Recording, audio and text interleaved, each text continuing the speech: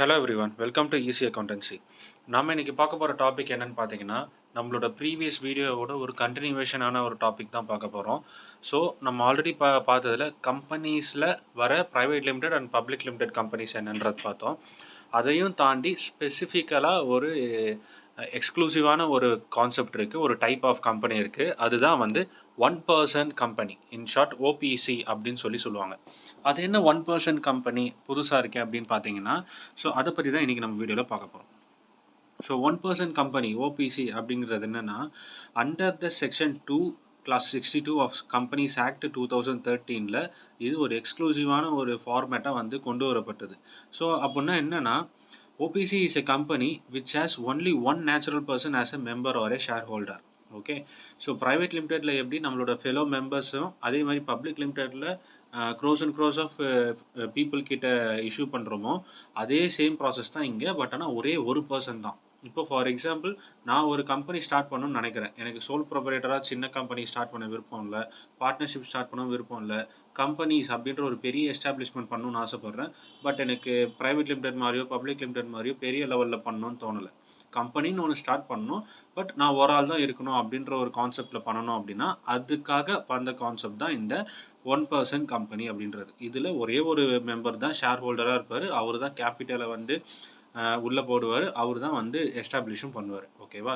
So இது இந்த section கீழே வரும். Only a natural person being and அவருக்கு என்ன க்ரைட்டீரியா, என்ன தகுதி இருக்கணும்னா, இந்தியன் சிட்டிசனாக இருக்கணும், ஆர் ரெசிடென்ட் இன் இந்தியாவாக இருக்கணும். ஓகேவா? அதுக்கப்புறம் பார்த்தீங்கன்னா, one person can form a one person company. அது ஆல்ரெடி சொல்லியாச்சு.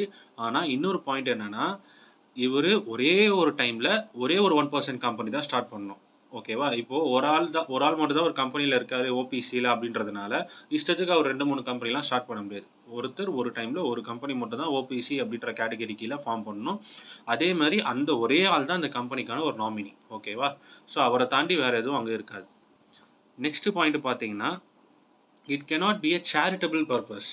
ஸோ ஓபிசி அப்படின்ற ஒரு ஃபார்மெட் வந்து சேரிட்டபிள் பர்பஸ்க்காகவோ, என்ஜிஓஸ் அந்த மாதிரி எந்த ஒரு பர்பஸ்க்காகவும் பண்ணக்கூடாது. அவுட் அண்ட் அவுட் பிஸ்னஸ் பர்பஸ்க்காக மட்டும்தான் இதை பண்ணணும். அதுக்கப்புறம் it cannot be carry out நான் பேங்கிங் ஃபினான்ஷியல் இன்வெஸ்ட்மெண்ட்ஸ் ஆக்டிவிட்டீஸ். அதாவது எந்த ஒரு நான் பேங்கிங் ஃபினான்ஷியல் ஆக்டிவிட்டீஸ் அது என்னென்னலாம் சொல்கிறாங்கன்னா, in securities of any body corporate. ஓகேவா? ஸோ இப்போ ஒரு பிஸ்னஸ் இருக்குது. நான் ஒரு சம்வாட் பிஸ்னஸ் பண்ணுறேன். ஓகேவா? அது ஏதோ ஒரு பிஸ்னஸ்னு வச்சுக்கோங்களேன். பட் நான் வந்து பிஸ்னஸ்லேருந்து வர இன்கம்மை தாண்டி அடிஷ்னலாக எனக்கு சில இன்கம் தேவை அப்படின்னு ஆசைப்பட்டு ஷேர் மார்க்கெட்லேயோ, அதாவது வேற ஒரு கம்பெனியில் இருக்கிற ஷேர்ஸை வாங்கி, ஓகேவா? ஸோ வேற ஒரு பாடி கார்ப்பரேட்ஸில் போயிட்டு நான் போயிட்டு இன்வெஸ்ட் பண்ணி அது மூலயமா அடிஷ்னல் இன்கம் ஏர்ன் பண்ணணும்னு நினைக்கிறேன்னா, அது இந்த ஓபிசி அப்படின்ற ஒரு டைப் ஆஃப் கம்பெனிஸில் அலோடு இல்லை.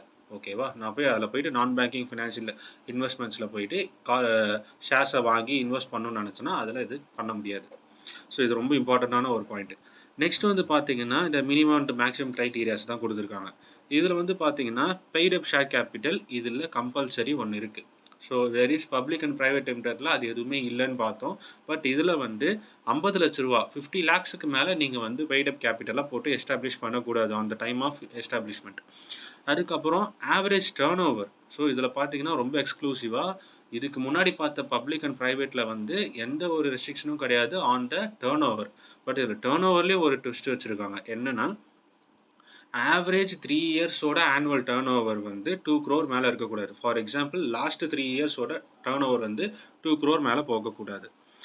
லாஸ்ட் அண்ட் ஃபைனல் பாயிண்ட் என்னன்னு பார்த்தீங்கன்னா, it should be have at least 1 director but not more than 15 director. அதே சேம் ப்ராசஸ் தான். 3 public limited, private limited, one person company 3த்துலேயுமே வந்து பார்த்தீங்கன்னா 15 டைரக்டர்ஸ் தான் லிமிட். பட் இதில் ஒரு டைரக்டர் கூட இருக்கலாம். ஓகேவா? இன் ஷார்ட் சொல்லணும்னா, ஒரு பர்சன் பிஸ்னஸ் ஸ்டார்ட் பண்ணணும்னு நினைக்கிறாரு.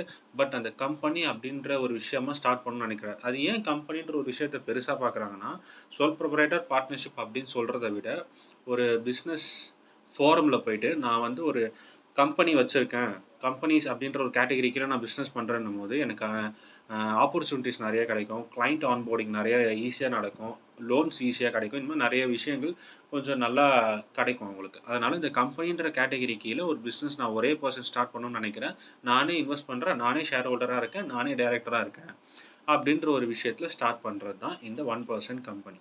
ஸோ இந்த 1% கம்பெனிய பத்தி நெறைய பேருக்கு தெரியாம இருக்கலாம். பட் இப்போ நீங்க தெரிஞ்சிருப்பீங்க. புடிச்சிருந்தா லைக் பண்ணுங்க, ஷேர் பண்ணுங்க, சப்ஸ்கிரைப் பண்ணுங்க. ஃப்ரெண்ட்ஸ்க்குலாம் ஷேர் பண்ணுங்க முடிஞ்ச அளவுக்கு. அண்ட் தென் உங்களுக்கு டியூஷன்ஸ் ஏதாவது தேவைப்படுது in the form of home tuition or online classes இதில இருக்க டீட்டெயில்ஸ்க்கு கான்டாக்ட் பண்ணுங்க. Thank you all.